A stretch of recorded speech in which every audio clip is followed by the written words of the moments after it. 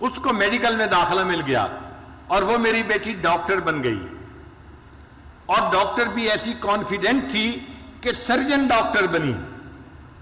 کہنے لگا خوبصورت بھی تھی اور قابل بھی تھی، سرجن ڈاکٹر بھی تھی، اس کو ہاسپٹل میں ایک بہت اچھی جاب مل گئی۔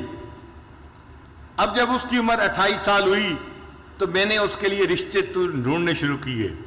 کہنے لگے رشتے کا نام لینا تھا کہ رشتوں کی تو بھرمار لگ گئی، ہمارے پاس اس بچی کے لیے 100 رشتے تقریباً آئے۔ اب ہم میاں بیوی پریشان تھے، کس کو ہاں کرے اور کس کو نہ کرے۔ یہ وزیر کا بیٹا ہے، یہ امیر کا بیٹا ہے، یہ فیکٹری والے کا بیٹا ہے، یہ بزنس مین کا بیٹا ہے، اور بڑے بڑے نامی گرامی خاندانوں کے رشتے بیٹی کے لیے۔ ہم چاہتے تھے کہ کوئی رشتہ فائنل کر دیں، مگر میری بیٹی کے اندر عجب اور تکبر بہت تھا۔ جو رشتہ آتا وہ کوئی